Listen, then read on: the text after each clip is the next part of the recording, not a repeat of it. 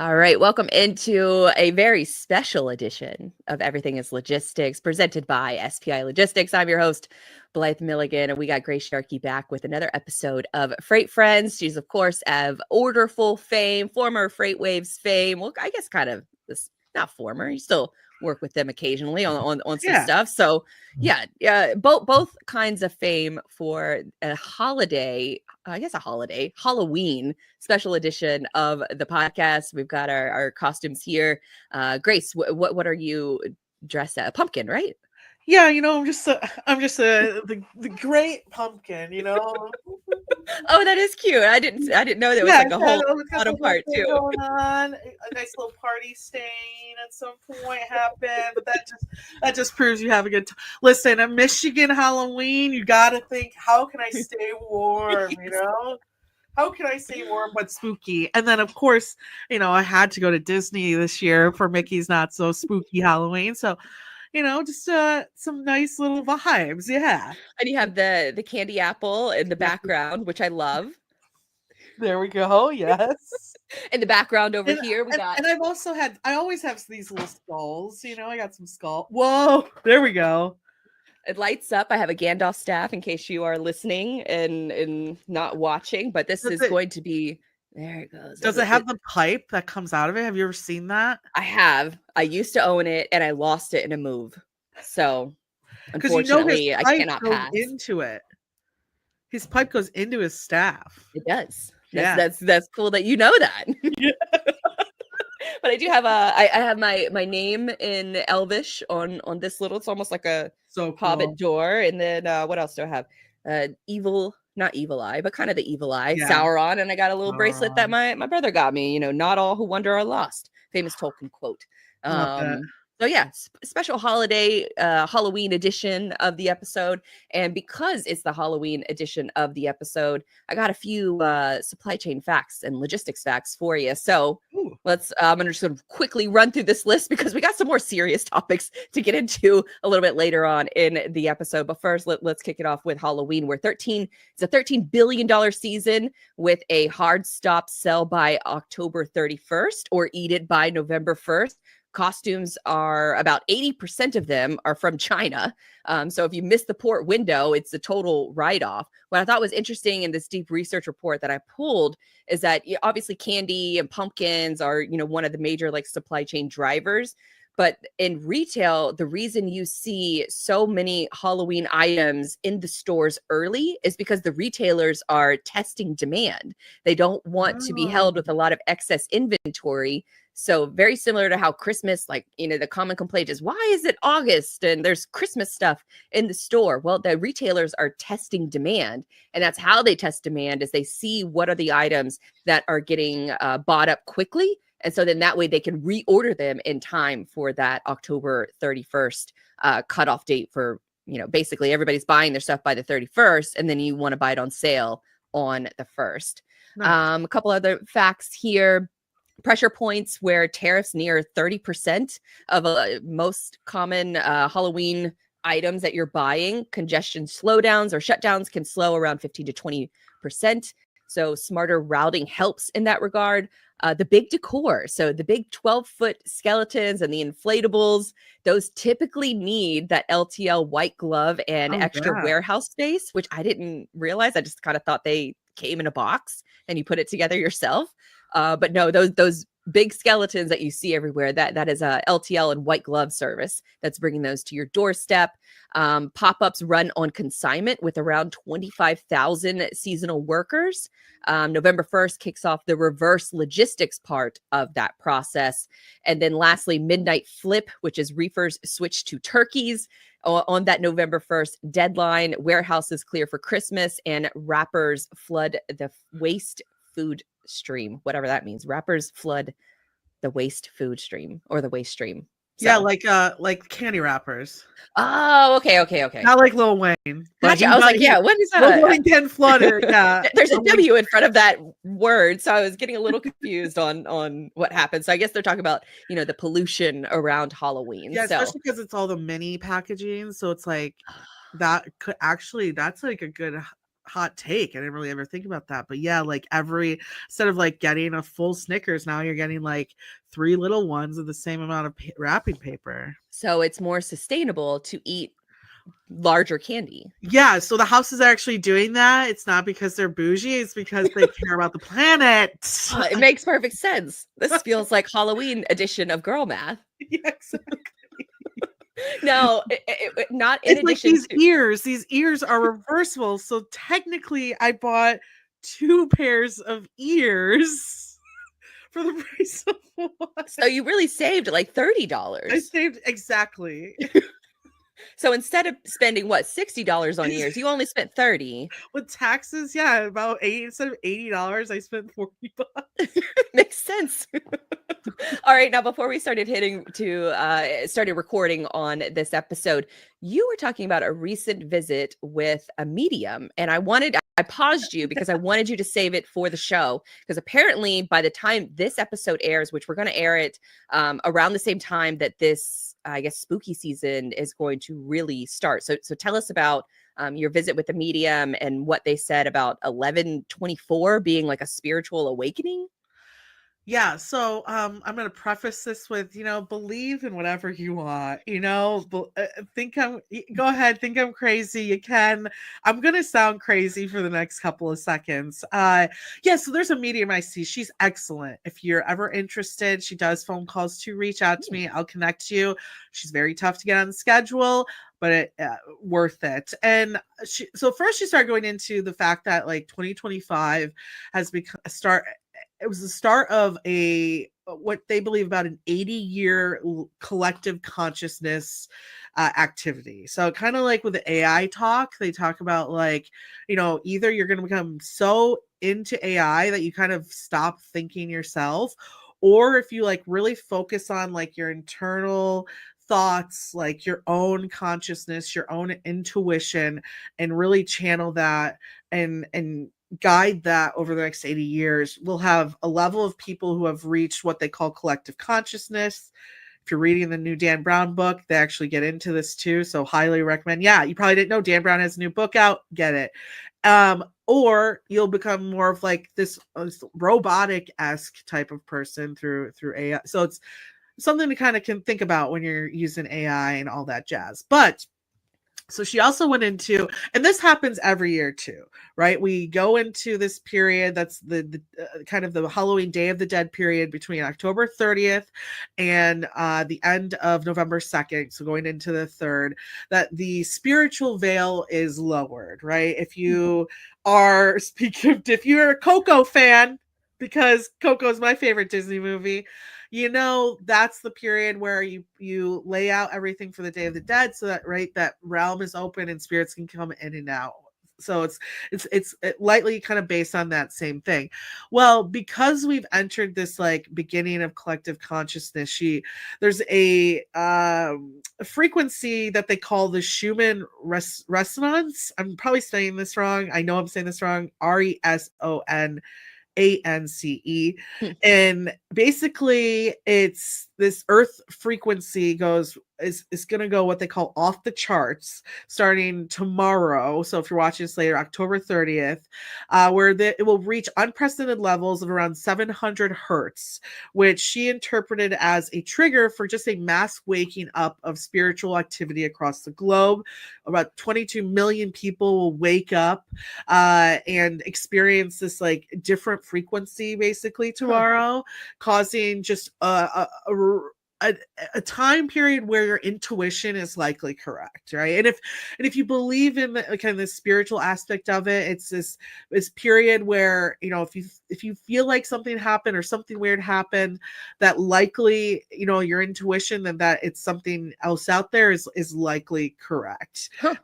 So yeah, I think it's cool. The big thing that she was explaining is like what will happen during this period is like your consciousness will kind of look back and forth at the same time. So you might have these like deep thoughts about your past and growing up and kind of and how you want to change that. Like use this energy, use that's 700 hertz frequency to kind of propel yourself forward in as like a collective unit. So I loved hearing this. I mean, you know me, I love all things ghosty, spiritually, etc.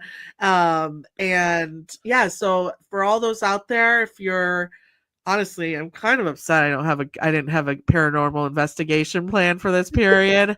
Maybe I'll do a last The minute demand is trip high. somewhere. Yeah, the demand is high. But I did do a paranormal investigation last week, and they told me that of course they already knew about it and they were very excited for the week to come. So yeah, for everyone out there, when you're, trick or treating, or if you feel like, you got some visitors in the house, it's probably happening. Okay, so when you say like you spoke to ghosts, like how are they speaking to you? Or is it just like you get the thoughts in your head, Like or how are does they it see writing it before? down?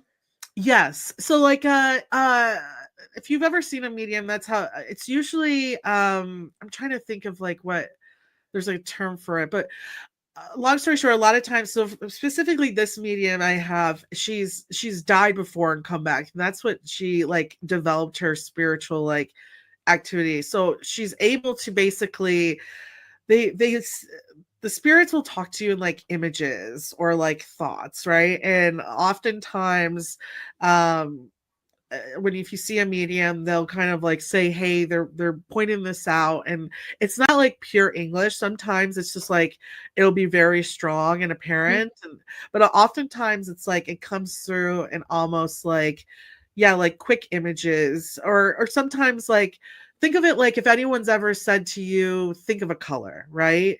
Like you in your head you probably see like the color blue, or but you don't actually see the color blue, right? It's kind of that, it's that like intuition, it's mhm. that thought process that one would go through. um Here's actually a really great example of it. We all, again, believe it or not, we all are born into what we call like our Akashic record. So it's like your destiny. It's like what you're supposed to do when your soul comes into this body and decides to spiritually Mhm. continue down this path. When you experience deja vu, that's actually a very good sign. It's your Akashic record saying to you, you were supposed to be here in this moment at the right time. So Huh. if you as a person have gone a long period of time without deja vu happening to you, it likely means you need to get back on track. You're probably not doing things. You're probably being a bad girl or bad boy. You got to center yourself, figure out, listen to your consciousness, listen to your heart, listen to what you're supposed to be doing. Like we all know when we're bad kids, we're being bad kids, and getting yourself back on track. And so that's like, that's a good way to look at it, right? So when you experience deja vu, know like, oh, this is my consciousness telling me I'm doing the things that my Akashic record has Hmm. already set forth for me. Have you seen the movie Soul? Like Disney. Yeah. Oh no, I need to though. I Because it really came out liked during their kind COVID of and I like missed breakdown. it. Yeah, Well, maybe I need to then. Well, That's a lot of what you're saying, it kind of reminds me of that movie. It's a really beautiful movie. In case you yeah. haven't seen it, like go watch it. But I am curious a little bit more about like this time thing. Why is it such a specific time? Does it happen every year, or this is just kind of an anomaly, like once in every 80 years that this sort of spiritual awakening is happening around Halloween? Yeah, that's a good point. And I it's funny because I looked that up. So basically where like this whole consciousness shift comes from is it is ancient. So I Hmm. it's funny, I'm glad you asked that because I did pull some of that. So one, you look at the Mayan calendar, they bring this up at the end of 2012. That was like the whole thing. The Vedic tradition calendar shows that humanity also goes through what they call the golden age. So this is more of like a Western astrology type of situation. So almost like more of a modern Hmm. Mayan calendar situation. So basically, it's the planets that represent the cosmic reset. So Pluto is an Aquarius, which means there should be transformation through innovation and collective values, which even like politically, kind of like you could say that kind of feels like that's happening. Um, Neptune and Saturn are both entering Aries. Shout out to the Aries girlies. Boop, boop.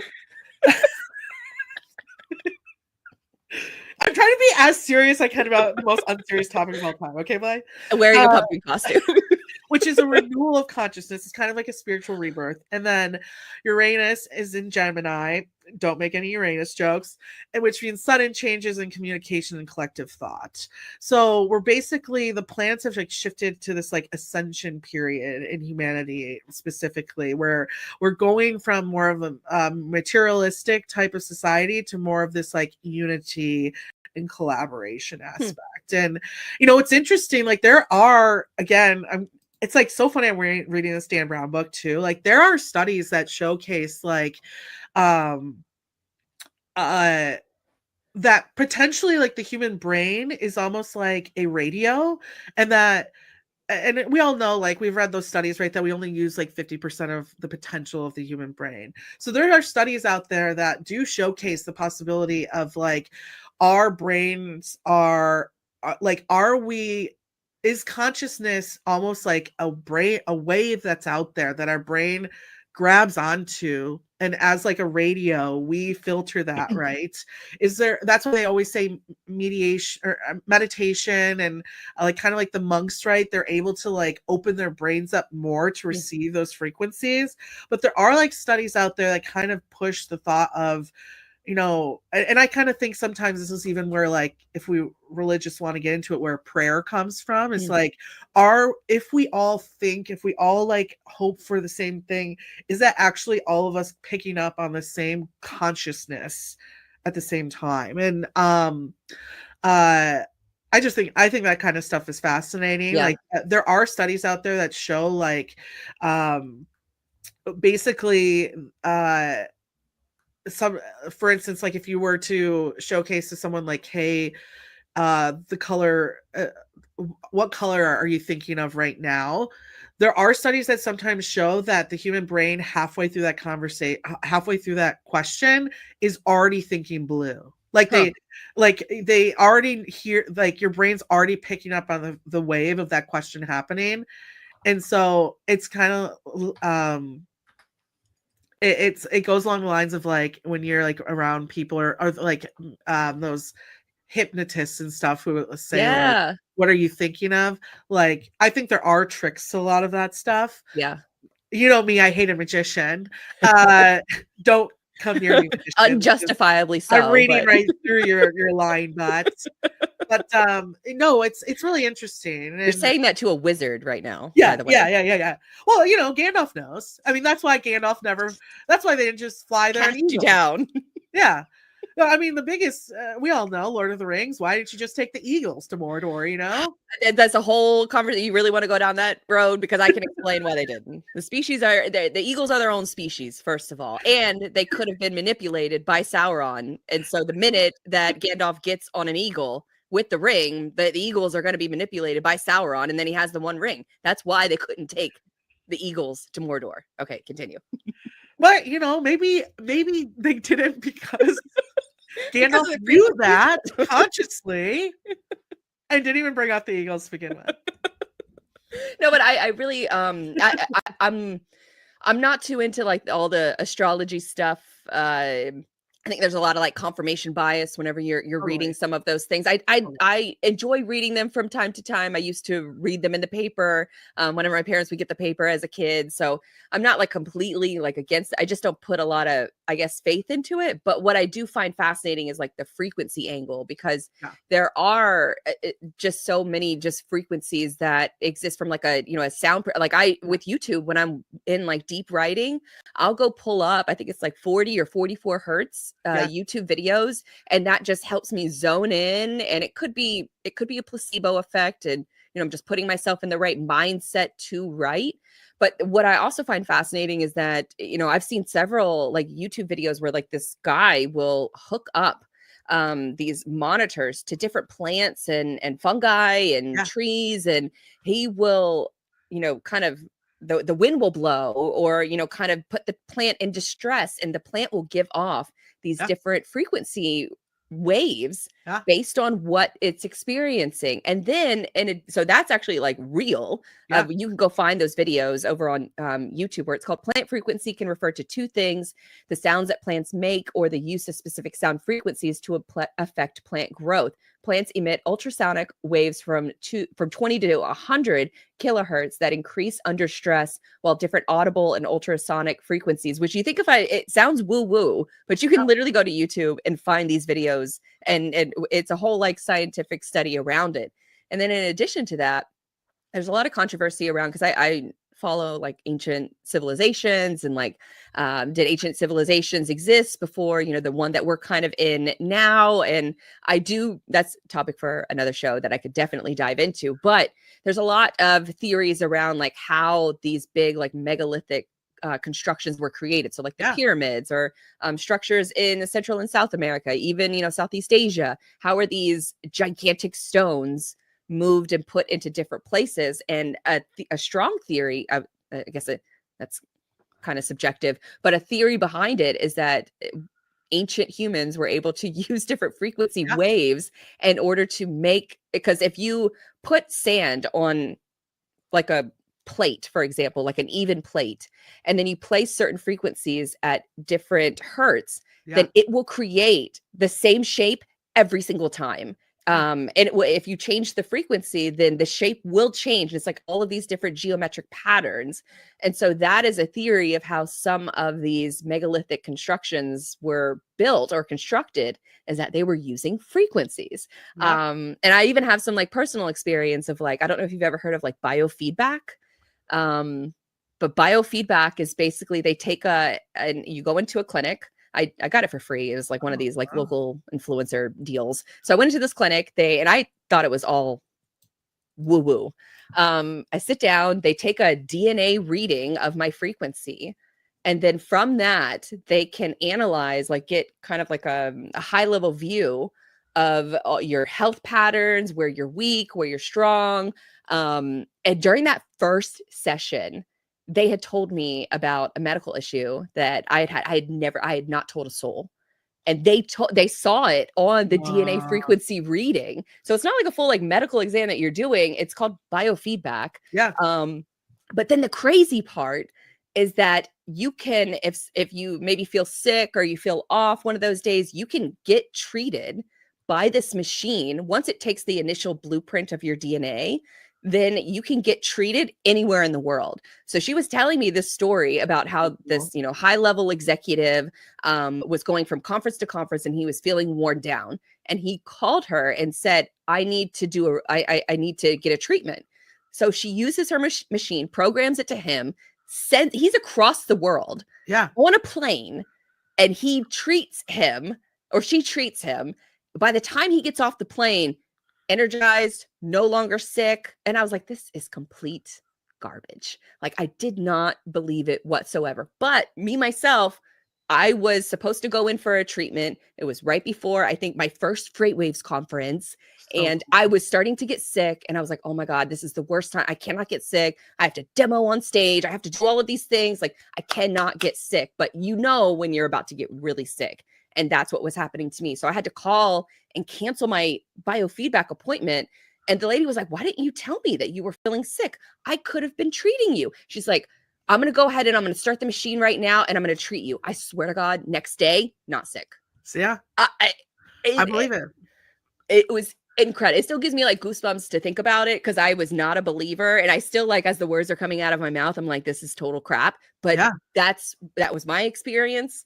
And so I fully like buy into like the frequencies, and like just the when you get good vibes from someone, or when you get like kind of weird vibes from someone, I think that's stuff to pay attention to. Yeah, totally. I mean, that's like the key of all of it, right? Is like just like listening to yourself a little bit more, and realizing like there's that energy, or those frequencies are coming from somewhere, from something. And I think it's cool. I mean, it's like again, it can sometimes get in even to the religion side of things, but it's like, you see it in music too. There's like a certain frequency that most music used to be tuned, and now it's tuned to like a different level. Because well, theoretically can kind of hook onto your brain in a more, I don't want to say propaganda way, but like they've done it with music. And yeah, the brain itself, there's so many frequencies that pass by us every day, and only a certain percent that we can actually truly attach to. And I find it fascinating. Okay, so it's the 30th at 11:24. Is that Eastern Standard Time? Let me see when she said it. I'm going to schedule this to go live at that exact time.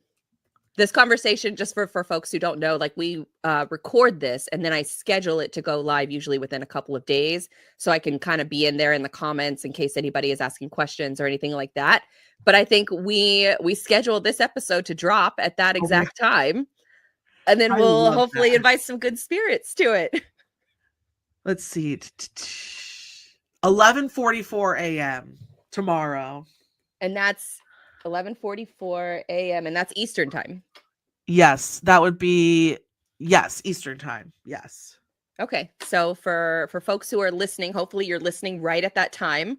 But if not, we'll check back in on the next episode and see, maybe what some like good or spooky vibes, engagement level. That'd be crazy. That would be cool. I don't think it's gonna happen, but it'll be cool. Well, only one way to find out, right? So this is a logistics show, so we're gonna get into some more. I feel like the shipment's not gonna get there on time. Well, for the sake of this episode, this is typically, we cover a few different topics. And just for the folks who want to know sort of the roadmap of today's show, we're going to get into some conference season recaps, especially because Grace has been all over the place as far as conferences are concerned. I have not. So I'm anxious to talk about that, see what sort of her ROI thought process is, especially being on the other side of it now with not, working for a company that throws events, but maybe is attending events on the other side. So we're going to get into a little bit of that, especially from an ROI perspective. And then we're going to talk, a little bit about, not a little bit, we're going to do a deep dive into rare earth minerals. There's a lot of talk around these. It has been for a couple of years, but I wanted to get a greater understanding of this and why it's so important. So we're going to dive into that a little bit later on. And then we're going to get into a freight marketing topic, which is what makes for a good logistics podcast. And then finally, we're going to round out the show with a little bit of our source to porch. So each of those topics we're going to get into. But first, let's get into the conference season recap. And that again, I am Blythe Brumleve. Blythe Milligan. Let me start that over. My name is Blythe Milligan. Grace Sharkey here. Everything is Logistics presented by SPI Logistics. And we're going to talk a little bit about the conference season recap. So, Grace, you have been all over. So first, tell me how your approach has changed from being on the media side of things where you're working for a company that's, producing the events, to the flip side where you're the one attending the events, planning which ones you're going to. What does that role switch look like for you from a strategic standpoint? Yeah, so it's interesting. Great question. Because I do come from more of the opposite side, right? Of like being a content creator within an event that that platform is putting on. And I will say what's nice is like and I think this is part of the reason I end up going into marketing even more so was I see what people pay for a lot of this stuff. And I think being more of like in that content creating space, when I would work with people, it's like, okay, how can we make sure you get the most out of this, right? I think when I think of in-person events and when I see companies going to them, it's about not sitting next to the table the whole time, getting out there, shaking hands, right? And getting, I think at least from what I used to do, getting clips, getting articles, getting other deliverables at the event that will also pay off in the long run too, right? And now that I'm in the other side of this though, like from an orderful standpoint, there's a few things that I think are very interesting. And I kind of look at conferences a little bit differently now. And And I hope that conference companies, I think those who are very successful at it have proven this. You have to think about what the outcome is for the people that are coming. So a perfect example is like one, who are the buyers or decision makers at that conference that you're going to. I think sometimes I often see companies going to a conference when the either the decision makers aren't going to be there, or even more so the users like aren't going to physically be there, right? So to give a little background on Orderful, we're an EDI company, and the last two conferences that we went to were user group conferences. One was for NetSuite, and the other one we went to recently was for Dynamics, Microsoft ERP systems, etc.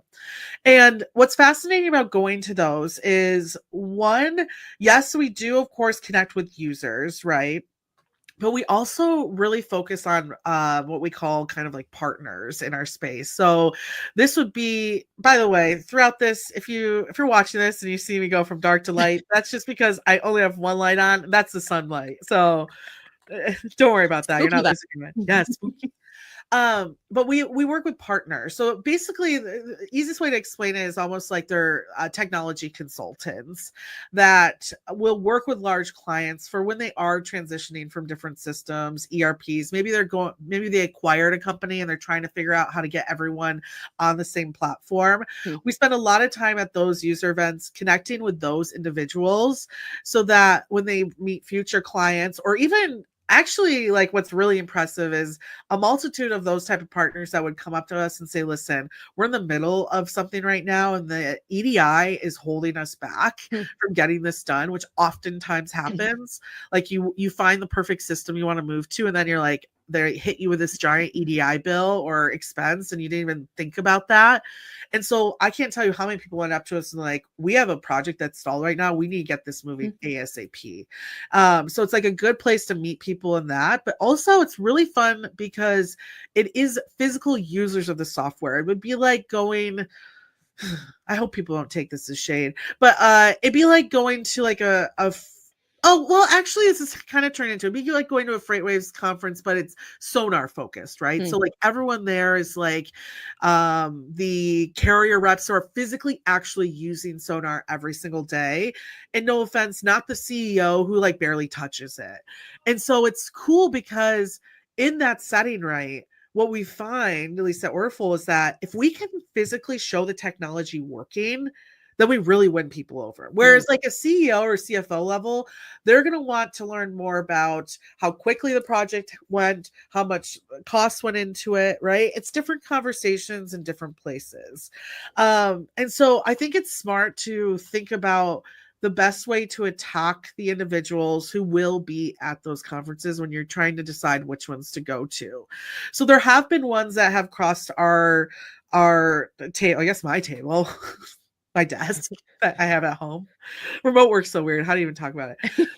That go through my email where I'm like, not that this wouldn't be a good conference, but we just aren't going to meet people there in the opportunities that are available there that are going to hook people.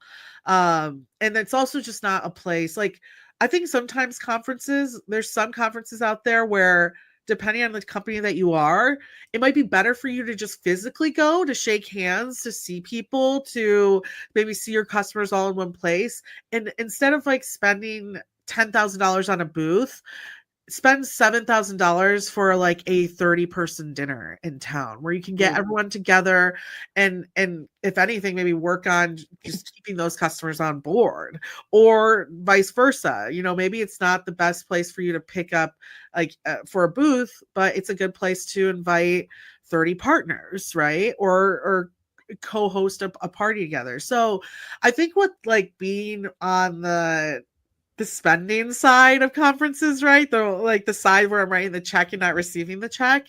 It's opened my mind a little bit more to like being strategic on what the outcome is and just knowing your buying triggers, knowing where to meet people at those buying triggers, and knowing that like, every lead isn't a good lead, but if you can go to an event and get 10 like really good partners, that is going to make up for the cost.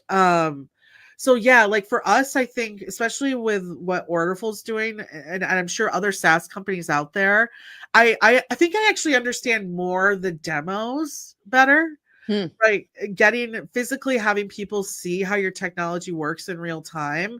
Like next year, we're going to be doing more of that, just based off of like what we've seen so far, and also knowing your competitors, right? Like EDI is actually a hard space to kind of demo because it does involve like a lot of, well, not with Orderful, but it can involve mapping and kind of like this behind the scenes, like the stuff that wouldn't be friendly demo wise. But actually, like what we've seen is going to some of these events and watching some of our competitors demo. We're like, oh my God, if we could just demo, like people would quickly see the Hmm. difference of customer experience between the two, because that demo was miserable and our demo is user friendly and smooth and fast and easy. So Wait, so you uh, have like employees or coworkers that are like going to the competitors and getting the demo and like getting the insider? It's like corporate espionage. I love it. Oh, they're yeah, exact. Well, 100%.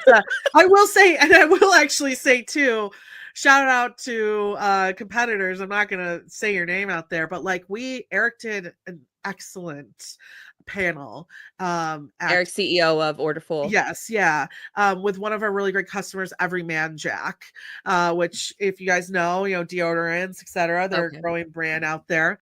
And we did a panel with Everyman Jack just about a trending product and how you make sure that your systems are ready for you to Mhm. say yes to every retailer that wants you on their shelves, and what you need infrastructure wise to make sure that happens. And Everyman Jack had a really interesting story, because not only were they switching ERPs, they were switching EDI providers, and they come from they have a board, they have investors, and the investor, it had to be done at a certain time. All of our competitors said it's not going to happen. We said definitely we can make this happen. Like the CFO was there, and he stood up at the end and was like, I don't have a question, but I just want to say, like, I put my job on the line that this project would be done, and you guys pulled it off. Like, and so anyways, I will say, to get into that room, they scan every badge so you have leads and stuff. Hmm. And yeah, our competitors were in there, those sneaky. They're sitting in the back, little sneaky guys. But Well, yeah, no, I mean, maybe, hey, for all those listening, you can also use these conferences to do that, right? Like, true. see how your competitors are also playing that conference. What are they investing in? What parties are they throwing? What is getting people talking? And then replicate that, or find a better way to do that in the future as well. No, that's super smart because there was a post that I had read recently, and it was a lady that was, I mean, her company sells like AI agents, and so I guess reading between the lines, they were at a recent conference and they had a booth, and her numbers were like, oh, 127 badge scans. Guess how many of them were actually qualified leads? And she was like 3. She's like, imagine, how many qualified leads you could get, automatically without having to spend the human and the financial capital Yep. of going to an event. And it's like, well, I think there was a couple like valuable comments in the thread of course, you're probably going to say that, but what kind of pre-qualifying were you doing before you did Totally. the badge scan? And Yeah. then also from the approach of like, who are you putting at the booths? Are you putting salespeople that are kind of going to be a little bit overwhelming, maybe for the casual person that's just walking up and maybe Yeah. wanting to learn a little bit more about the company?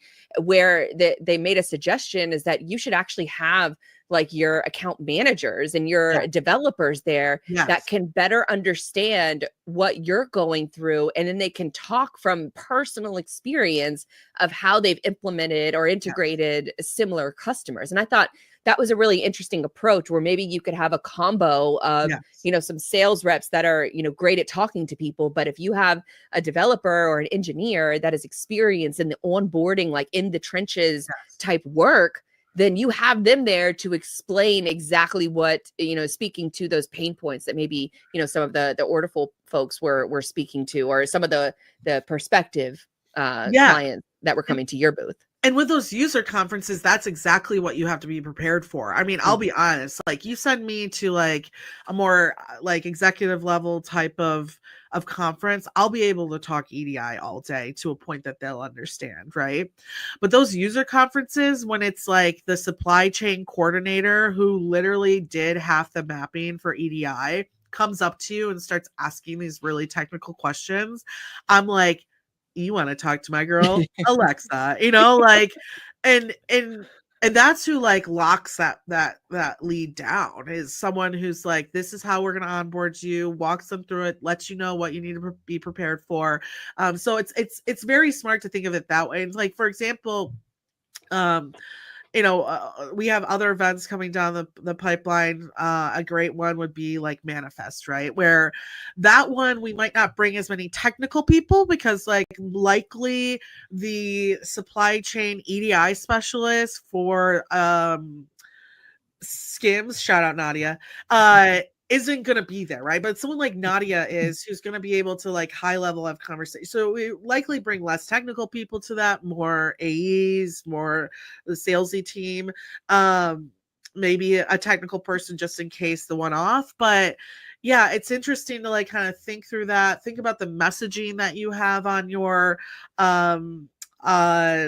setup, right? But even down to like where you're putting your booth, I like have found fascinating too. Like one, right, we all know like you're if you want the good booths, you got to think almost a year ahead of time. That's like the one thing that I've been learning, that when I'm making budgets, letting people know, listen, if we want a better booth the following year, we have to put that almost into planning for this year.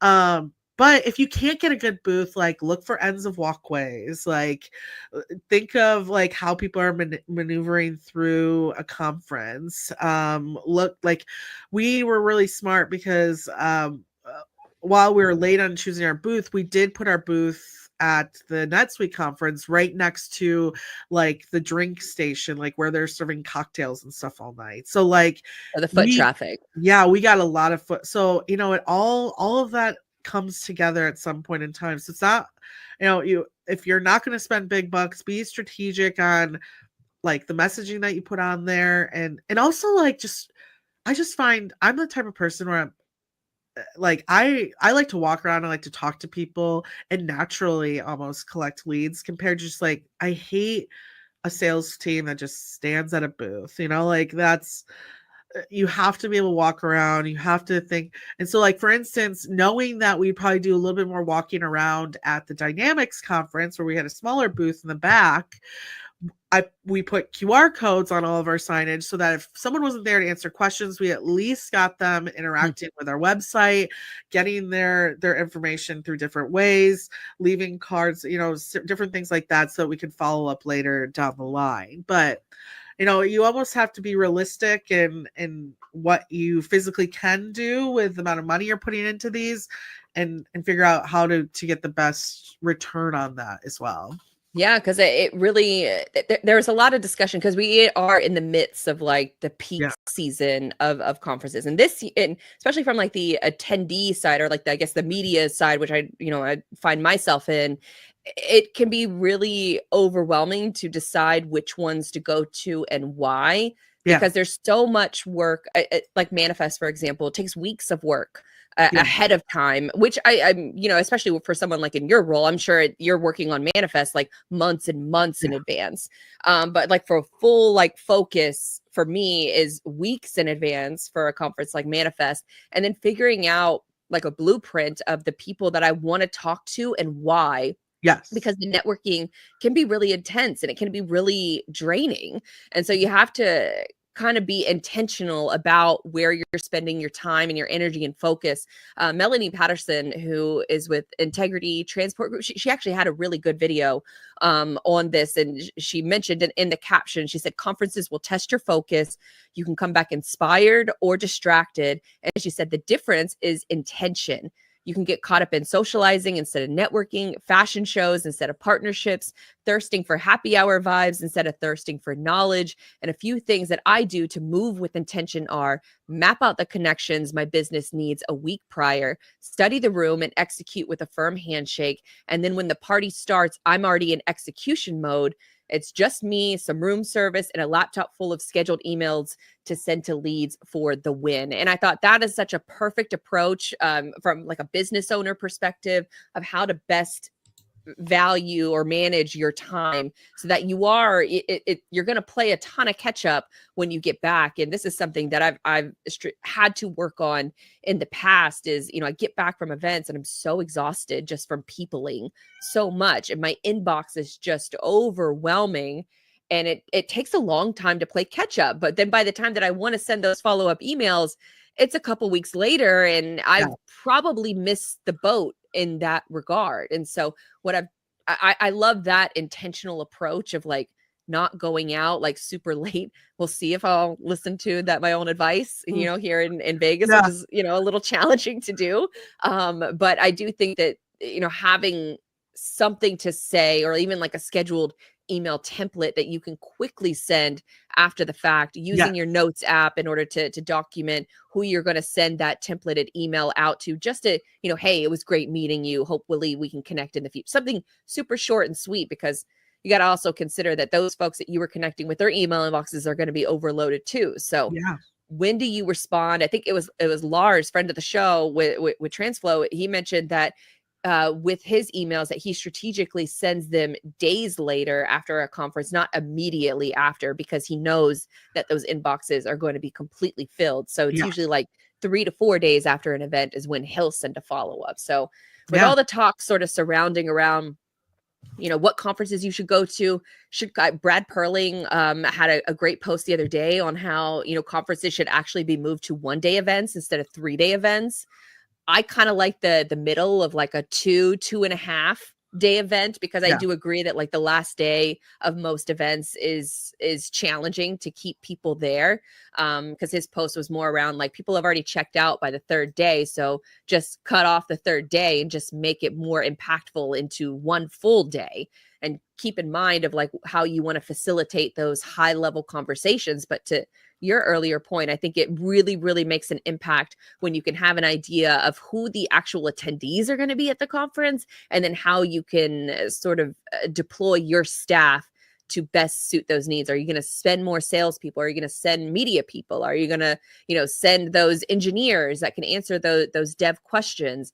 I think, a strategic approach is probably in the best plan for most companies when thinking about how you're going to tackle which conferences to go to and why, because there's never been more conferences than what we're experiencing now. I think at least a dozen this month alone.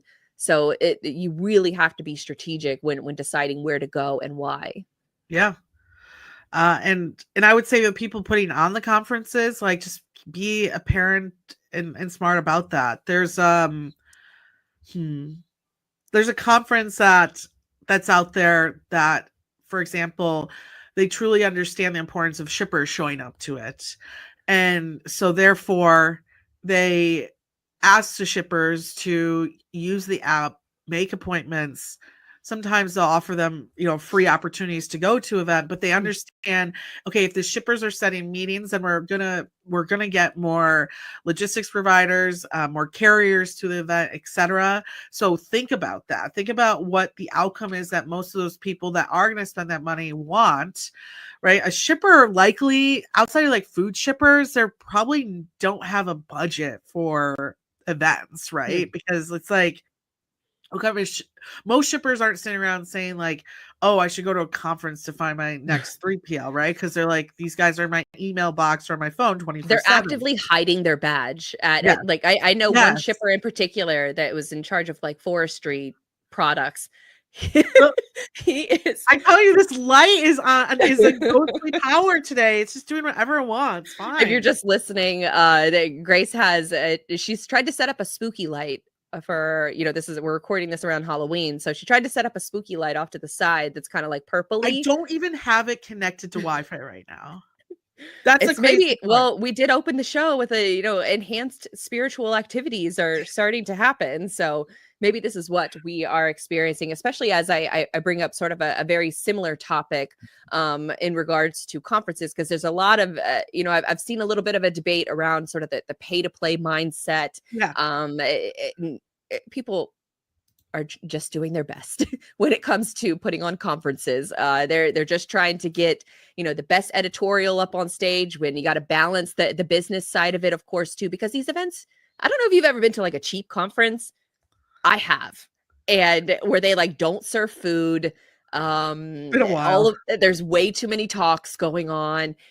Have you ever been to a conference that like doesn't serve like food, which conference food is not the best? So you might think like, oh, I'll just go get some food, and around the hotel. Well, guess what? Everybody is doing that. Yeah, and totally. It's an insane line, and everybody is just kind of stressed because food isn't provided. Yeah. So there's lots of costs that go into putting on events. So you do have to balance the people that are paying to be there. Everybody's essentially paying to be there, but there's a lot of, I guess, sort of debate around like the pay to play mindset, but you can do both because these events are super expensive. And then you also want to make sure that you're covering your costs and paying the people who are putting on the event as well. So another sort of relevant debate is around like pay to play awards. And you had a take that you wanted to share around the pay to play awards. So let's hear it. Yeah, I told Blythe before we started this is going to be my favorite marketing trend. Because people listen, we'll just say it. We're going to say it. The Freight Tech Awards came out this past week, and we'll get into, I think, who's on that here in a second. I was actually surprised to see a few people not on there. I assume they didn't pay to play. But I will say, like, if you would have asked me 5 years ago, pay to play, we always make fun of the Forbes 30 under 30, right? Like, that's also pay to play. If you didn't know, it is. At first I'd say like dumb, stupid, doesn't make sense. But well, hold on. Just to give people I guess a background on what pay to play is. So typically, especially when it comes to like Forbes or even like traditional print mags, when you say pay to play, you're traditionally an advertiser that's already supporting that publication. Totally. And so, but what we're referring to, especially with, specific to like the Freight Tech Awards, where that is you pay to submit your company. Yes. And then a panel of judges goes through a judging process. You have to pay for software, first of all, to allow the judges to be able to vote on those different materials. I don't know if you've ever been a judge, but I have before in like some B2B marketing awards, and it's a lot of time that is required for you to look through everything, provide a detailed response. It takes a lot of hours, and I wasn't getting paid for it, but I did get, sometimes they throw you like a gift card or something. But that stuff takes time and money. So I somewhat get the charge a $500 fee in order to submit to the awards, because the marketing you're going to get afterwards is going to justify that expense. So I'm sorry, go ahead. No, and I think that's exactly my point. My catty point would be, I'd love to go through your P&L and see what you've spent other money on, because for instance, I think paying $500 for a FreightWaves award, knowing that we've probably spent a lot more money on golf, is kind of thrilling to me. But yes, to the non-catty side of me would say, I mean, first of all, third-party validation of any type is going to be big for your company no matter what. Those B2B awards are big for that. It's proof that you're legit. It's proof that people know who you are. You're right, because Blythe just said it. Oftentimes it goes to, I can tell you right now, I don't know everyone that judges the FreightWaves events, the FreightWaves ones through the consulting company, but they're reaching out to people that I'm guarantee you follow and watch on LinkedIn, etc. They're people that there's tons that you don't, but they are people that right? So it's a third party evaluation through peers in some way. And studies have shown that industry awards show average of 37% increase in inbound customer inquiries because of that recognition. So a lot of that's the top of funnel leads that you're probably looking for in that too. Now, award winning, of course, is going to boost any awareness. I think, especially in the AI age of LLMs and those search engines, ChatGPTs of it all, that stuff does count.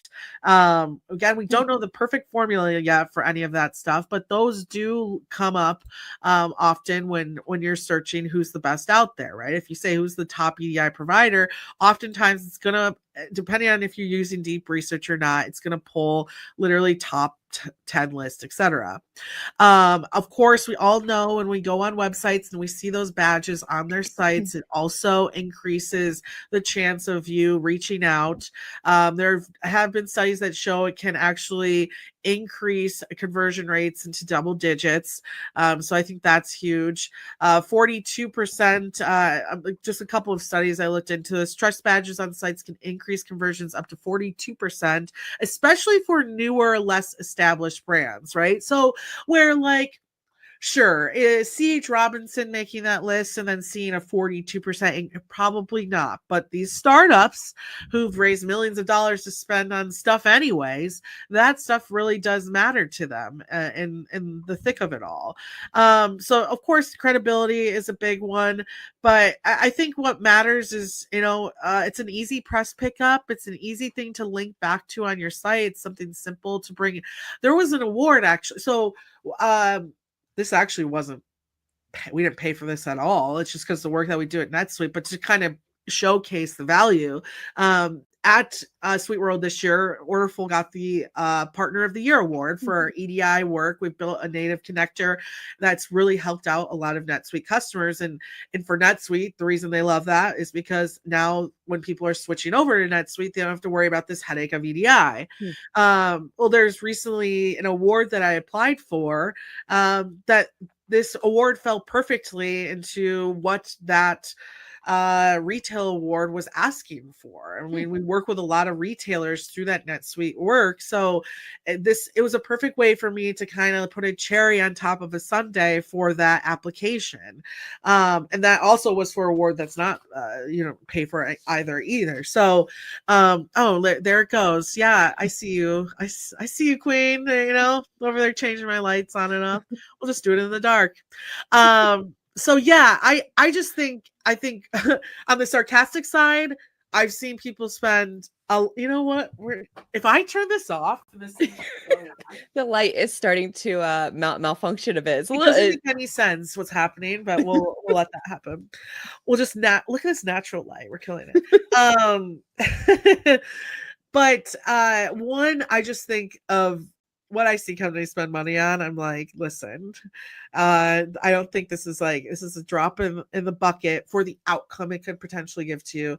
And two, it is big. I mean, especially the freight tech stuff, there's a reason why big companies make sure that they're on that, because they understand the return it brings to them. So if you ask someone not in if you ask a sales guy how he feels about these awards, like ask a marketer, ask someone who does SEO work, they will understand truly what these awards all bring to the table at the end of the day. Yeah, I mean, I think it's easy to kind of look at it and kind of scoff at it. I do think that there's maybe a different approach that you could take. Especially when it comes to just from personal experience. I don't want to submit. I feel, and maybe I should change this, but I feel uncomfortable with submitting myself or my company. Well, maybe not even my company, but for a women in logistics or women in supply chain awards. Typically you have to submit yourself. Yes. And I get the sentiment around nobody is going to submit you, but at the same time, I feel like it would be much more. I would appreciate it so much more if somebody else submitted me instead of me submitting myself, if that makes sense. And totally. That's where I kind of, especially from a company standpoint, it's well, if somebody is a big fan of ours, shouldn't they submit on our behalf? And I would say, frankly, it just doesn't happen, especially with talking with other publications and other events that put on very similar style. Other companies are not going to submit you. Other people are not going to submit you. You have to be your biggest fan, and you have to be, to quote the late great Barbara Walters, if you're not proud of your work, why should anybody else be proud of your work? And so kind of thinking from that lens, I personally do need to submit myself to more of these things in order to get those, earned trust badges is what I like to call it, Yeah. your trust moments that you can put in all of the different marketing and, things like that. And so as a company, I need to sort of mature in that regard, where it's not just about, creating content like this to prove our trust moment or prove our trust value, but it's in addition to getting those widely recognized industry, awards and, things like recognition and things like that, Yeah. that I need to start collecting those and just haven't done it. I haven't prioritized it, but 2026, we're going to be making some content changes. So that's one of the bigger ones for me. And as you sort of round out, this conversation, as far as like 2026, are you spending more time on conferences and events or in awards? It sounds like you guys are going to be investing significantly more, or maybe some other companies are going to be pulling back. Yeah, I would say we are definitely doing more. One, like most, one being because there's someone here to actually run the events appropriately now. Job security. Let's hope so. But two, also because of the investments we made in our technology, right? Like, because of certain things that we're building for certain platforms, like why would we build that if we're not going to show up and then promote it, too? So there's like a lot of that aspect. I also think that we're getting bigger, and we're for us personally, we're growing very, very quickly. And with that growth becomes new applications, new tools that we can offer individuals. So again, why make that investment if we don't get out there and actually showcase that? I also truly feel that in the world of AI, and we're starting to see this more, that's why we almost send people more for in-person meetings. I think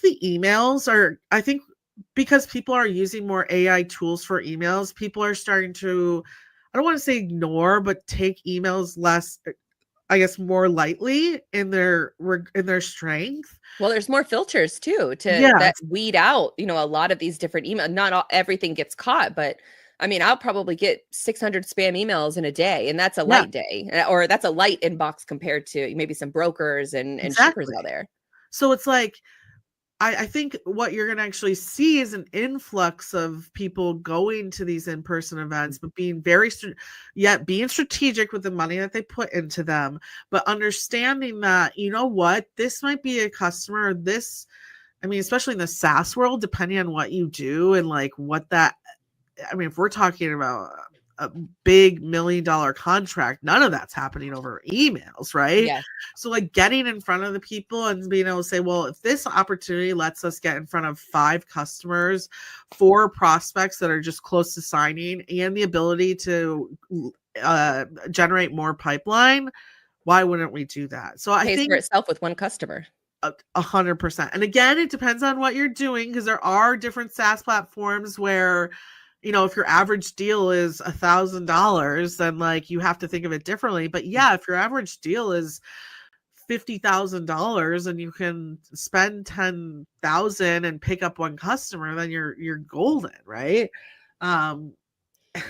This is why it's so important for like the marketing folks out there, and even like content creators and people like that, to really understand the cost that goes into some of these, not just events, but just the ROI that you could potentially get from going to these events, not just with the connections that you're making, but maybe the content that you're creating while there, and that you can justify future investments on if you can make those connections that turn into business deals later on. Because in the age of AI, it's going to be so challenging to sort of cut through the noise on social media and email, of course, and all of these different online channels, that going to conferences in person, you're going to have to be strategic, and you're going to have to do it, whether it's a national or a global conference or more of a regional one, which I think there's a lot of exciting things that are happening around the regional events too. The only conference that I've been to since like June is the Florida Supply Chain Summit, and that's because it was in Jacksonville, so it didn't require a lot of traveling.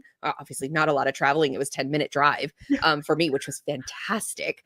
But the regional conferences I think are really making headways. And so while it does feel challenging to see so many different new events coming onto the scene, it's up to you to sort of filter through that noise and to find out where your customers are going, where your partners are going, and then make that educated decision, not just from the marketing lens, but also from a connection business lens, and then, you know, have the same approach to awards as well. And maybe awards are even a little bit easier to submit yourself to, and submit your company to, because it doesn't require going to a conference in order to do so. So even though it's, you know, a lot of, I think, negative connotation is put around pay to play, but this is all a business. You have to choose where to invest, not only your money, but your time as well. And if there's a lot of benefits to it, maybe you just haven't seen them yet, and you're only seeing the dollar sign, or you're only seeing, you know, oh, that company like paid a bunch of money in order to be up on stage. Well, events cost a lot of money. I think like the venue cost is somewhere around $70,000 to $100,000 for some of these venues, and like the bigger places like Vegas or Orlando. You have to consider those amounts, and you have to be able to make up for those amounts, especially for an event that's probably a year in advance. And there's a lot of financial background that I think people are missing when they talk about pay to play, going to conferences, and then what kind of ROI you're going to get out of it. So yeah, understand your finances, people. Jesus. Yeah. All right, let's move into our next topic, and that is a deep dive into rare earths. Blythe Milligan here, Grace Sharkey. Everything is Logistics podcast presented by SPI Logistics. And on these regular episodes that we like to do, this is only, you know, part of the conversation. And so part of that conversation, I like to do these, or I like to pitch to you, and then you just kind of, you never say no, you just say yes. So we've done like tugboats, we've done barges, we've done icebreakers, we've done, you know, South American logistics. Like we've done all of these different sort of deep dives into different parts of the logistics process that we find fascinating.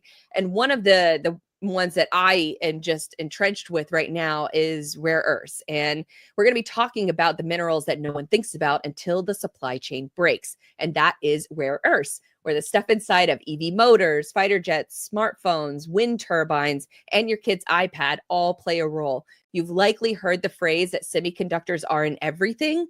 Well, guess what's used to make semiconductors? And that's rare earths. And so just kind of, I wanted to give a glimpse of what you'll find inside of different devices of rare earths, where it's technically called a rare earth, but the common myth around this is that they're not rare. All of these elements are not necessarily rare.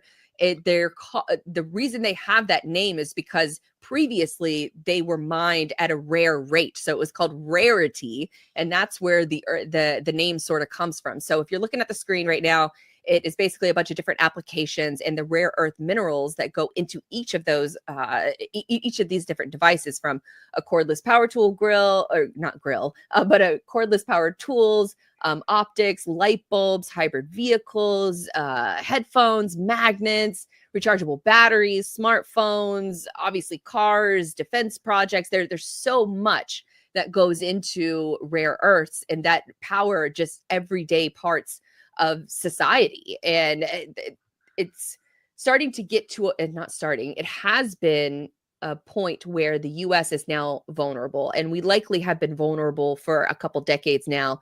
And the country that owns sort of the overwhelming majority, more than 90% of this process of rare earths, because if I could take a step back,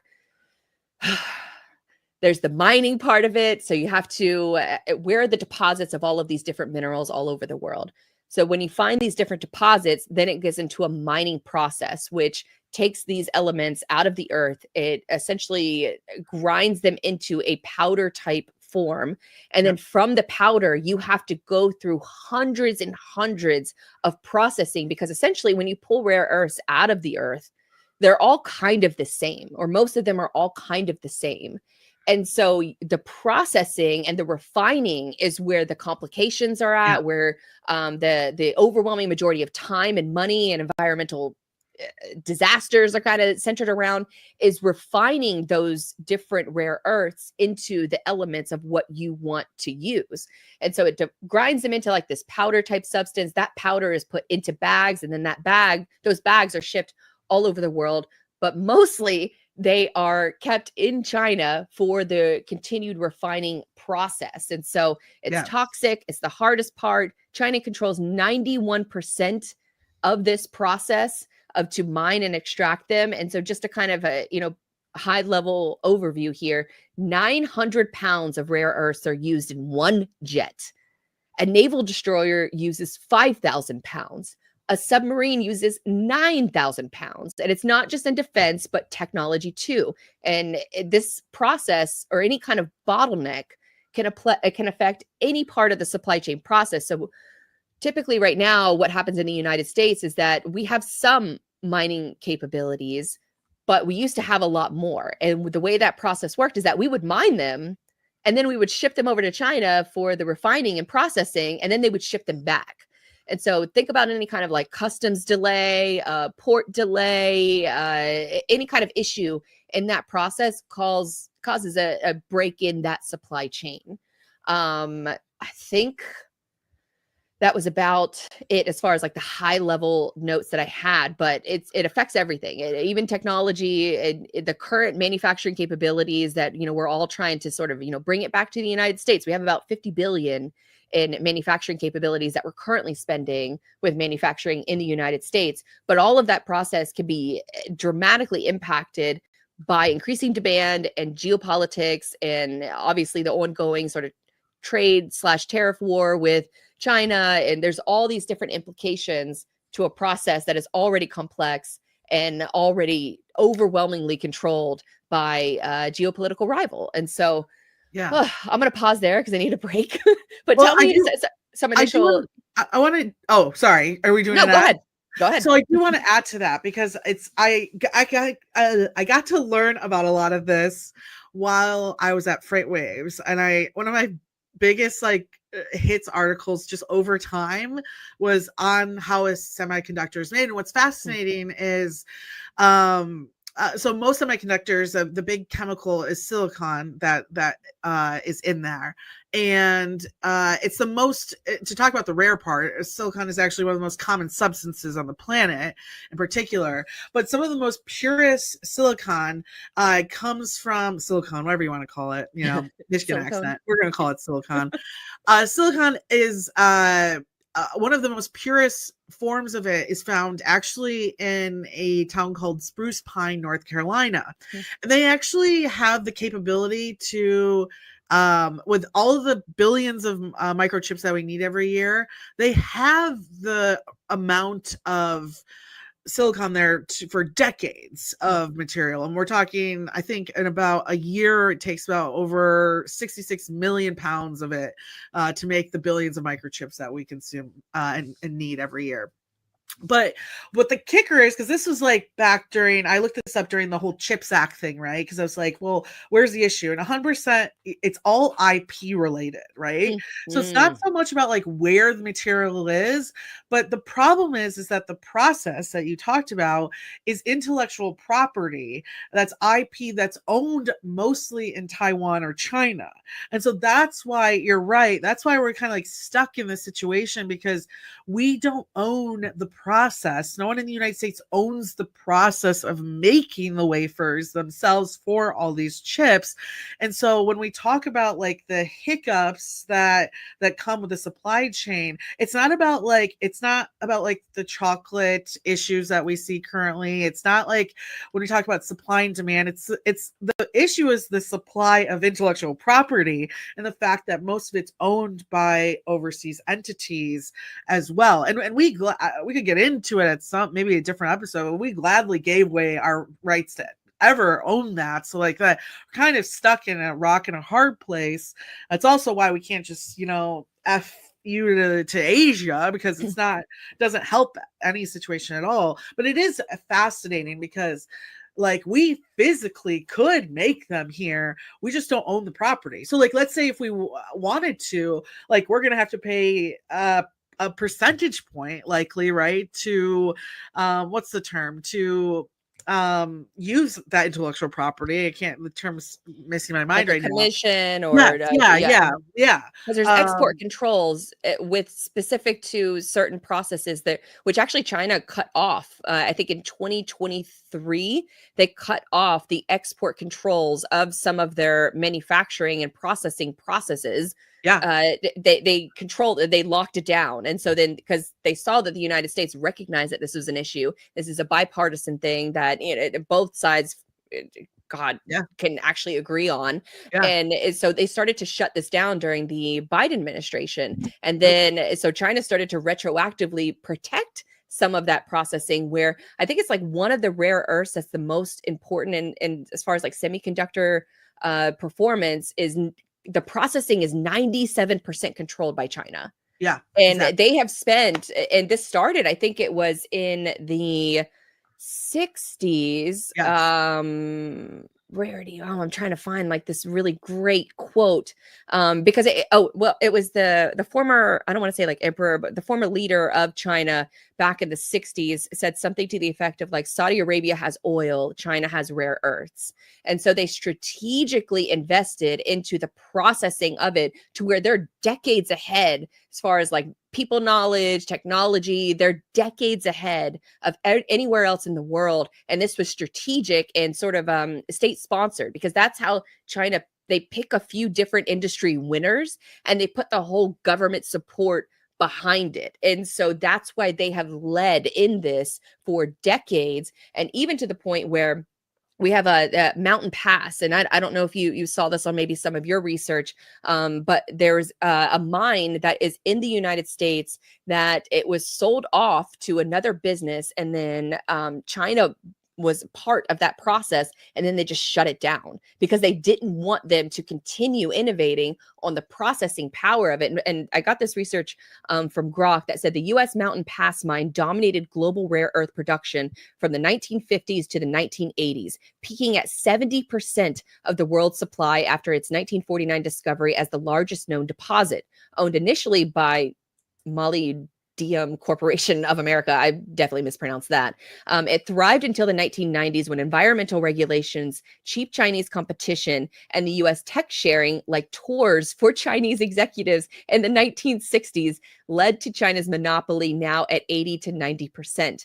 The mine in the United States closed in 2002, but was revived by MP Materials in 2017 with bipartisan US support via contracts under Trump and Biden admins to build domestic supply and China's recent export curbs on key elements. And so they're ramping this stuff up now back in the United States, also with a very similar China approach, where the US is doing like a public-private partnerships, which is, I think, one of the first investments from the government side of things into the private sector since World War II.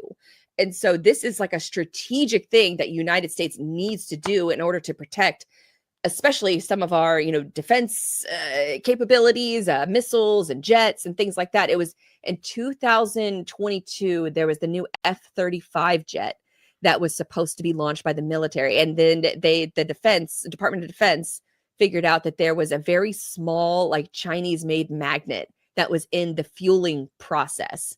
And they had to completely halt the production of the F-35. It was extremely embarrassing for the United States, like Department of Defense. And so they had to kind of go back to the drawing board. And so this company, MP Minerals, is trying to bring that back. And they're having some success with it to where they're bringing it back.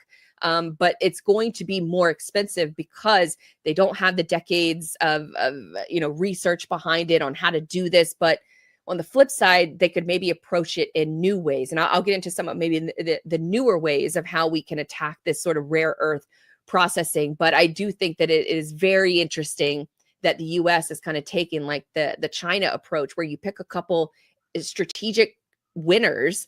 Yeah. And then you put the whole government support, not the whole government support, but you put that strategic investment behind it because you know how strategic it can be.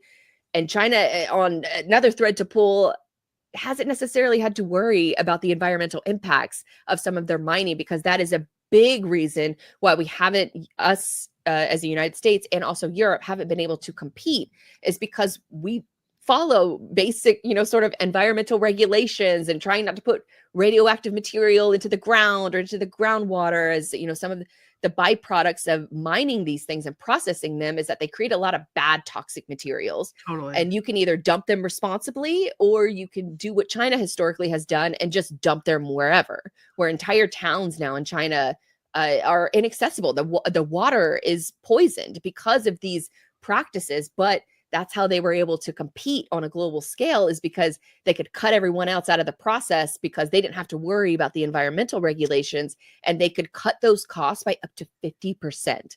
And so for the United States trying to compete, you have to kind of think about, well, how can we compete in this modern day environment while also protecting the environment? So I'll pause there, and you let me know what other what kind of other takeaways do you have about this whole rare earths dilemma that we find ourselves in. Well, I just think it's fascinating, the understanding the process part, right? Like understanding our role in it, the intellectual property aspect of it, and figuring out,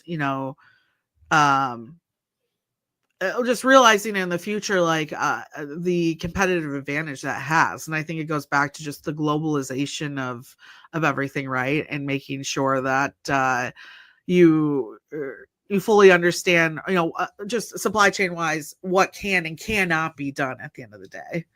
Yeah. And I think we've talked before on this show about the company called Hadrian, which is aiming to bring manufacturing back to the United States, but doing it in an intentional way where it's not necessarily bringing back like, the t-shirt mills or, the way we used to manufacture, during the Industrial Revolution. If you're going to bring manufacturing back, what does that look like? And Hadrian is really focusing on like the source of the source of the source, where they're really focusing in on like the tools, for example, to make the machine, the tool that makes the machine that makes the product. And that's where they're like hyper focused, and they're using AI and technology and working with these industry veterans that have been involved in this manufacturing process for, decades, mostly their entire lives. But if they pass away, we don't want to lose that intrinsic knowledge. And so they've been working with, so they have a system where they have these engineers work directly with these subject matter experts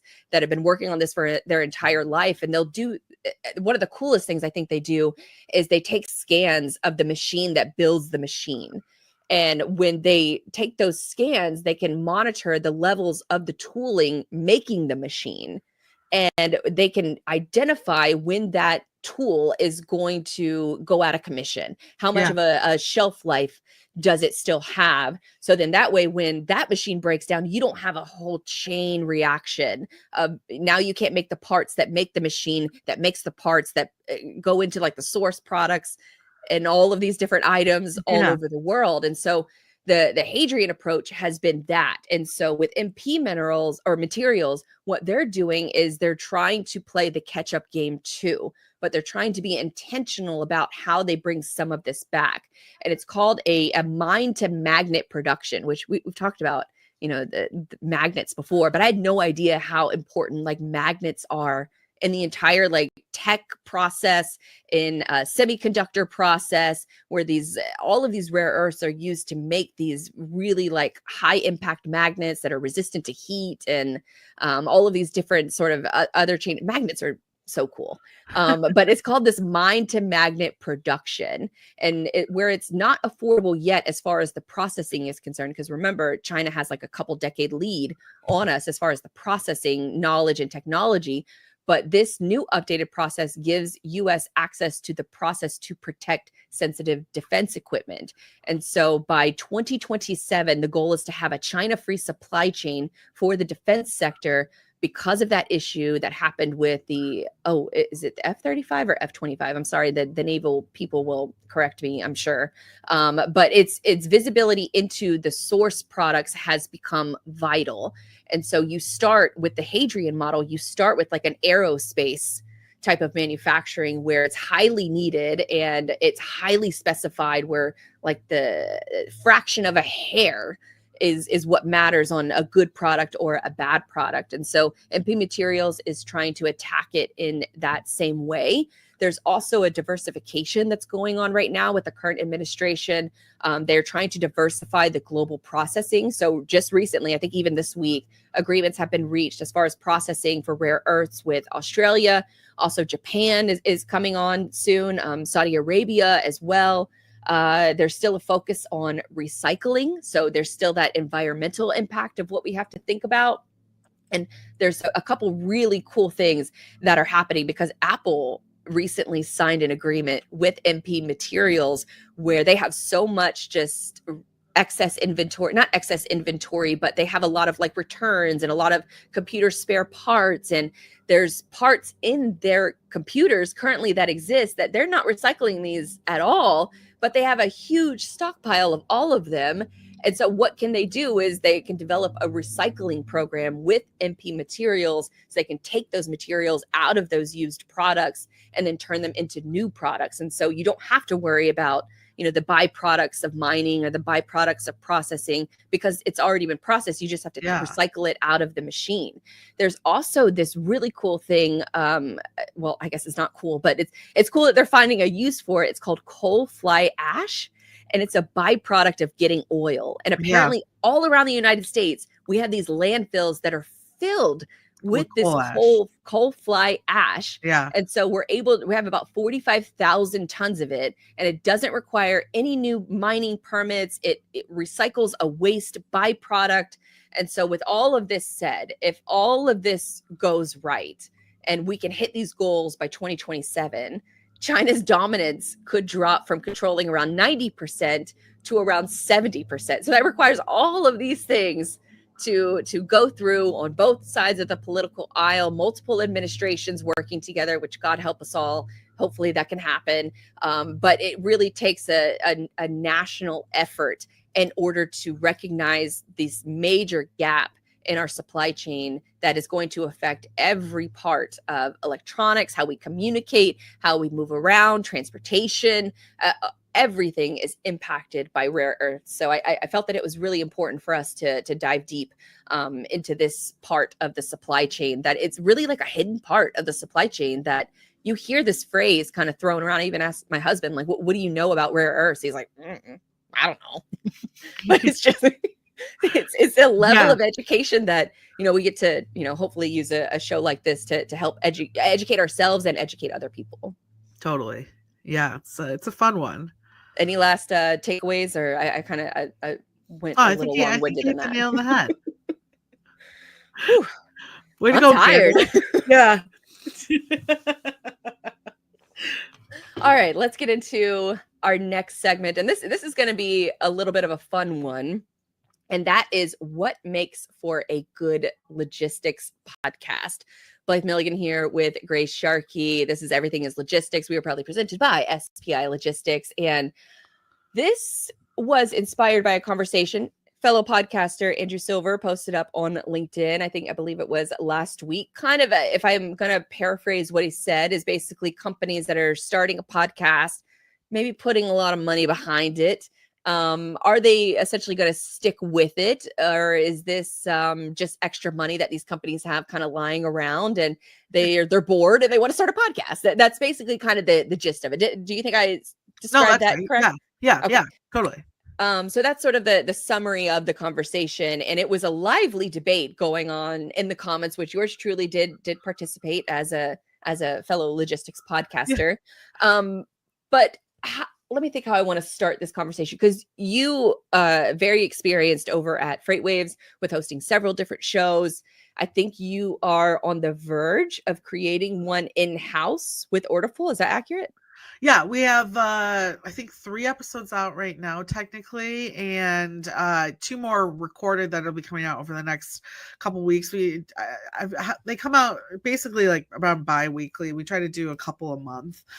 And ours focuses a little bit more on like we talked about earlier, like our partners, those like consultants that we work with, or even customers. The next actually 2 episodes will be actual customers that we're doing the EDI for directly. It's funny because I definitely wouldn't say they generate a ton of like pipeline, like leads to bring back. There are certain ways I think that we're putting it out there that I'll adjust to kind of bring those in a little bit more. But we almost use them more as like kind of collateral for other posts, clips, etc. And also just to even like include on our YouTube page to kind of bring in maybe a little bit more of like search engine SEO type of stuff as well. Yeah, I think that it's important to note from two different lenses, because in Silver's post he was talking about it as both a company owner or former company owner, but now he's doing a podcast as kind of like exploring like his own curiosity.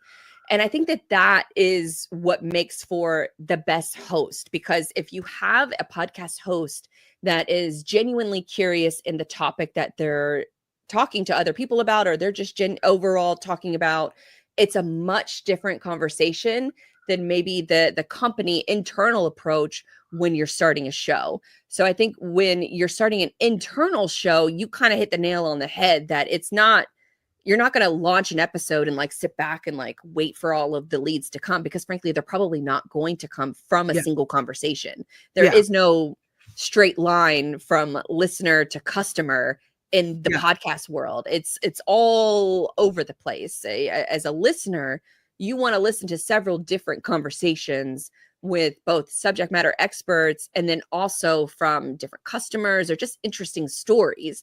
And so if you are going to do a podcast, whether you work internally or maybe you're doing it from a marketing lens, or maybe you want to do it as a hobby, there's all different kinds of sort of like the ROI to think about.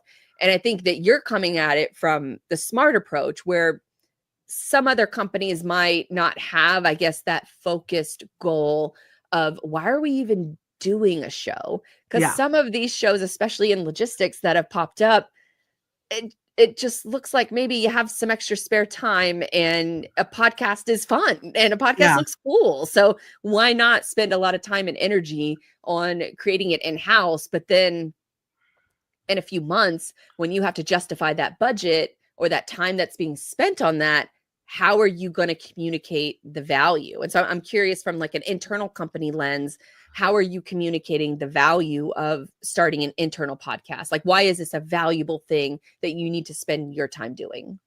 You know, it's interesting too, because I think when I first started, it was like something that leadership wanted to like dive right away on. And I actually was like, you know, let's think about like first, like how we want to attack this, right? Because I think even just making episodes to make episodes is totally off base and short-sighted. Yeah, and it's tough because I think when people hear the word podcast too, they automatically are like, they expect a certain calendar with that, right? So like, hey, podcasts, I expect to, as a listener, you should have a new episode every week. And I expect that from you. And so it's interesting, like, even though technically like we call it a podcast, like theoretically we use it as just opportunities to make some high quality conversational content that we can share with our customers, etc. And so I think that's what's interesting to me with the whole, I do think that we're in this like podcast fever right now where people want to make these with like high level individuals, but again, aren't thinking totally through like how, well, one, the amount of money that you're putting into it, right, I think changes the conversation. Whereas like maybe a couple $100 an episode is something that we're looking at more here. I think there's others that are very clearly spending big bucks on cameras, multiple camera angles, which I think is crazy for a podcast. I mean, I know celebrities that have max 2 cameras, but have the sponsors to do that. That's another thing too, is like, you know, understanding your sponsor, like if there's an opportunity to have sponsors, right? Well, what's the ROI? Like that's what you have to ask yourself before you even start a pod. And your ROI may look different. It may change. Now, I remember when I first started, my ROI was oh, imagine if I could get a Jaguars player on the show. Like that Yeah. was my ROI. Or then it evolved into, okay, well, starting the Digital Dispatch podcast, which is what this turned into, with everything is logistics. It's, I can talk to my customers and I can gain a deeper understanding of the struggles that they're going through. And I can talk to my prospects Yes. to understand what is driving them to make certain buying decisions. And Yeah. so it shifts, and now it's more sponsor focused, but it's only sponsors that make the most sense for my brand. Like Yeah, totally. I remember one time there was this company that reached out and they sell dolls for truckers. So you can imagine what kind of dolls these are. Yes. That is not a good brand fit for me. Like they were exactly. going to throw a lot of cash at me in order to promote this product. I'm not going to do that. And so as a podcast host, you kind of have to weigh the pros and cons of the companies you're going to work with, because they could be promoting something or doing things on the side that could make some or create some brand damage for you, even if you have nothing to do with it. But then being affiliated with you, you're also affiliated with whatever negative or positive connotation that that company is part of. And even with some like sponsorship deals that I've done, where we have the subject matter experts on the show, but what is so impactful is when they allow their customers, or SPI is a great example, where they allow their freight agents to come on and talk about their experience. Yeah. And that those shows get significantly more user or listener engagement than a subject matter expert. And so what my kind of theory is that visitors and listeners are entering through those customer conversations where the customers are giving that firsthand knowledge, but then they go back and they want to listen to the leadership. And so that's what kind of the loose funnel looks like on how I'm interpreting it and how I'm seeing it in my own data. And so that your ROI can evolve and it can change. But if you're just starting off with like, hey, I got an extra $100,000 to spend on a podcast, I think we're going to start it internally and get 17 different camera angles and expensive graphics and video, like all of that stuff is, it's important. It's a nice to have, but if you don't have a dynamic host that is part of your company, strategically part of your company, because I have seen too, where someone will become the face of that company and then they leave and they take all of that awareness with them. Yeah. So that's another thing to be concerned about as well. Yeah. And what's interesting, like talking about what you're speaking on, I think is huge too. I mean, there's one that I think, where I can't speak for Andrew, but one in particular, I think he was pointing out, where the concern I have with some of them is like,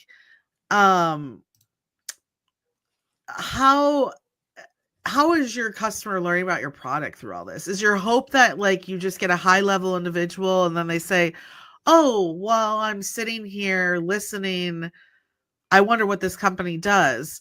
Like, talk kind of to like full circle back to what you're talking in the beginning. Like, you could get 130 leads and then only find 3 are actual customers. And I think where you're shooting yourself in the foot in that respect is how many of those watchers now are just watching because of this high level individual that you brought on that has absolutely nothing to do with your product.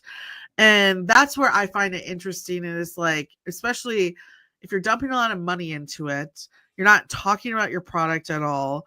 You're not posting it where you would meet the people who would be interested in your product. Then, how are you finding decision makers? What are your buying triggers, and how do you like get this rolling without any just base? I mean, it feels like it's just it's for clout, right? Yeah, it's like a vanity. It almost feels like a vanity project where you're not having the business goals in mind. And so I think that's sort of the thing I wanted to lean on with this discussion is, especially as companies are considering their marketing budgets for 2026 and beyond. Should you start a podcast? Well, I think you should always be talking to your customers. And if they're willing to come on camera and talk about their buying experience with you, I would maybe consider asking them to go on somebody else's show. Because I do think that there is a little bit of the customer, the customer's only going on the show because you asked them to go, and then are they going to sort of shelter their opinion or what they really think because they're on that particular company's podcast? And so there may be sort of that perception, even though you try really hard from a company lens to have it, come directly from, and not sort of mince words about what the customer is saying. But to your point, you can absolutely use those as like short clips, testimonials. Your sales team can use those to answer common questions, especially like FAQs. And this is exactly what this customer did in order to, sell this a little bit more. And so they can use that clip in order to, send it in an email or send it in a presentation. And so it just removes that, like, I think, barrier of awkwardness, or maybe barrier of information, and makes it presentable in a way that it feels less intimidating to do the discovery process of what potential problem am I experiencing, and then does this company solve it? And you can answer those questions with the content you're creating. And so I think I would just caution other logistics companies out there that, yes, it does feel like everybody has a podcast, but the overwhelming reality is that more than 90% of all podcasts never make it past 10 episodes.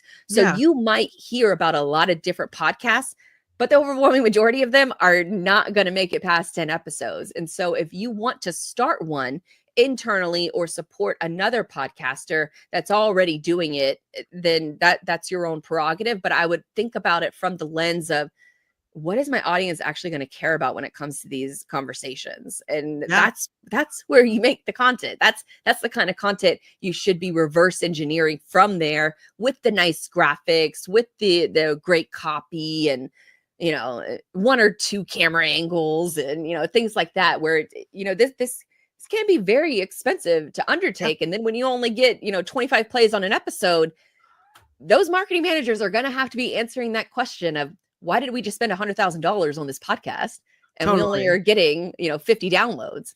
And then you're going to be probably put into a situation, not calling anybody out, but you're going to be put into a situation where you have to buy views, you have to buy downloads. Those are very easy and very cheap to do. And there are definitely some companies out there that are using that. I don't. All of my numbers are AIB certified. That's International Association of Broadcasters. I think that's the acronym. But I don't do that on my end, but I can tell you, there's only a select amount of clips and shows that get a high listener base, but that's because the audience that we're talking to, logistics is not mainstream. Supply chain is not necessarily mainstream. And so you have to make content that can go deep, but also appeal to the different silos that exist within this industry. Because even though you work in logistics, I working at a trucking company, I had no idea how the warehousing process worked. I had no idea how the maritime process worked until I started talking to these people.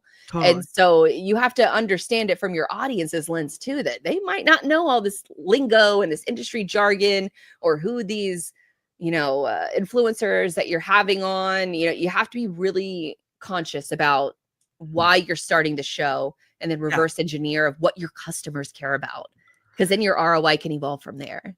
And I think there's a few out there where I've honestly said to myself, and I kind of understand where they're coming from, where I've said to myself, why isn't that person just sponsoring a more popular podcast, right? And I think what they do is they see the bill and they think, oh, I could just make this myself, but not understanding the audience reach that those individuals have made, the work that goes into it. And I think just the upside of just sponsoring a podcast that's doing success by itself. I also, and again, I'm not Andrew Silver, not trying to speak for him on this, but I think maybe they see what Andrew's done and think, oh, like we should hop on that ride too. Understand Andrew, and he's talked about this numerous times on his LinkedIn, like part of this is because I think what he can even contractually do right now in his career. So like when he can start getting back out there and doing things outside of, I think, just what he's allowed to do right now with Molo, will he keep doing it? We don't know. And so again, not speaking for him, but they're like, he is doing this because he has free time in his life to do this, and it's a way for him to keep, building his network. And like, there's actual reasoning behind someone like Andrew doing this that is helpful and fruitful for him. I think what happens is people say, oh, I could be like Andrew Silver if I start a podcast, not realizing like, no, every situation is different. And he's not just doing it for clout, like at the end of the day. Yeah. And I think too, he comes at it from a deeply curious lens to where he wants to understand. He has long form conversations with these people. And so you can tell in the work, you can always tell creatively in the work if somebody cares about what they're doing, whether it's what they're writing about or what they're posting about. You can tell if they care. Yeah. And I hope that comes across in my content. I know it definitely comes across in yours and also Andrew Silver's. There's, definitely a ton of other podcasters. Chris Jolly is one that he genuinely enjoys. That's what he's doing. Though. Like that. Well, it helps his business now. And I will say, it's been I'm doing one too, but that's not our business. But like, if someone is doing a podcast at an A+ level of work, my second question is, why is that A+ level of work going to your product? Do you know what I mean? Are you a podcast company or are you an AI company? And so that's like, again, the amount of investment I see in some of these, I'm like, boy, your users better be thrilled with whatever you're delivering, especially from like if you launch a show and you don't have customers, you're not spending that budget on deeply understanding your customers. It's going to get chopped. That plain as day. It's going to, as the kids say, it's chopped already. It's chopped. It's not making it to the 2027 budget. So let's just put it that way. So I think that is let's leave it here. For especially in the age of AI, like we are going to frankly just see more podcasts. We're going to see more podcasts in this industry. Your quality, even if you genuinely love what you do, it's probably going to have to improve. Where before, I would say my strategy was more like. Can I add one thing? Yeah. I've noticed this trend on Instagram, and I'm wondering if you've experienced too. And if you're going to do a podcast, do this. Have you found recently the fake commercials that are podcasts? I have. Yes. You know what I'm talking about? Where they set it up in an environment like this. Yes. And it feels like that's, if you're going to do fancy camera work, do that. Yeah. Make the fake ads that make it feel like a podcast. Don't just have Paul from Free Caviar on to taste caviar because you're bored. Like, whoops. Okay. I said it, but like, they know, they call me out on LinkedIn, but like, that's like, what's funny to me is like, if you're going to do that, then do it the AI fake way that people are doing that get people to sit on it a few minutes more. And then all of a sudden you're like, oh my God, I'm just seeing an ad. Like that's going to have a better ROI than being like, let's have caviar. Well, I think too, you're kind of hinting around the fact that, I've seen Alvis recently did a podcast or started their own internal podcast, which Ava, love her. She's now with a new company, but she was hosting that show. And the clips from those conversations are then being used as ads. So they interviewed their customers. Yes. And then they took like the dynamic clips from those conversations and then they used them as advertising. Exactly. And so that to me is like the perfect blueprint to follow if you're thinking about implementing a podcast strategy into your marketing budget for 2026 and beyond, is like follow the blueprints of the companies that they're not going to throw $100,000 behind a show. Yeah. But maybe you throw $10,000 behind a show and you pick up, I've also said this for years, find local media talent. Because local media talent knows how to do all of the things that you need to get done for a podcast. And they know how to speak to it from an editorial lens. They know how to edit.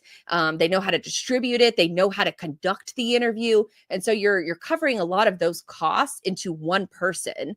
And then from there, you could put an advertising, but you can promote the show first organically, promote the clips organically, see what resonates with people, see what resonates with your customers, send it to your customers and get feedback as well. And then from there, you can figure out where to put the money behind the podcast clips to generate more awareness about your brand and about your company, and do it in a very cost-effective way that still moves the needle from an ROI perspective. Because I don't want to say like the podcast market is too crowded, but our attention spans are shorter. Our attention is limited to only a few hours in the day.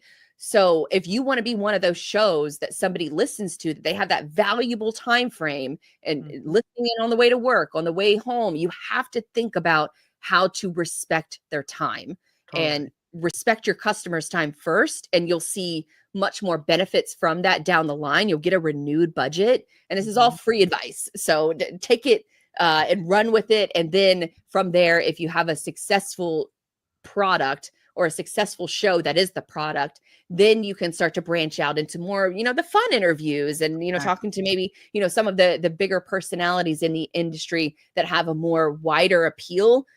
But first, just start with your customers, understand your customers first, and then work from there. Totally. Love it. Okay. Ending out the show. We got about 5 minutes to hit these topics. I don't know. Do you have anything that you want to share as far as source to porch? Because I can make mine quick.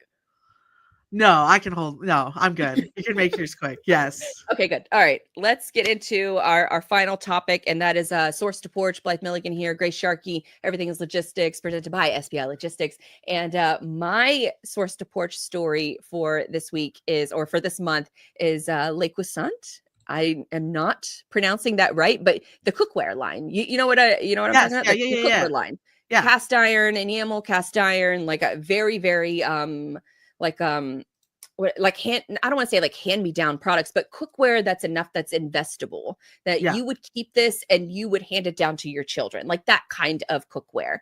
Well, we covered earlier in the show a lot around the different manufacturing process. Well, manufacturing process also affects the cookware industry, because I want to show you how this cookware is made, and then I'll get into some of the importance around it. So let me play this quick video from the Wall Street Journal on how Le Creuset's iconic cast iron is made. Creuset's factory, where its iconic Dutch oven is made. First, a giant magnet lifts up a mix of iron and steel and moves it to a cauldron, where it's melted down to a very bright liquid. That's poured into sand molds, which will form the shape of the product.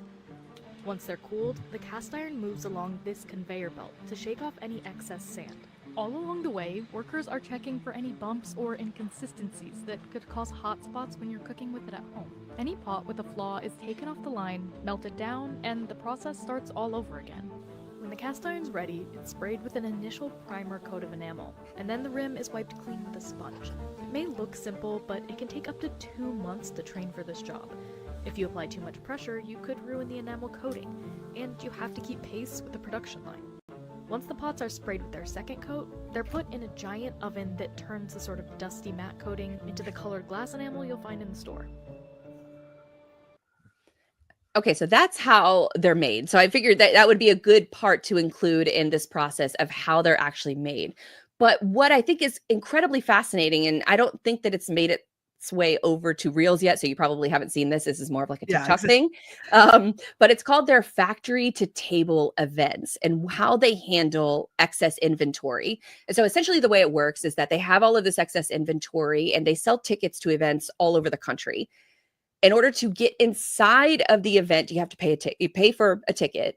And then once you're inside, or even ahead of time, you can also have access to what's called a mystery box.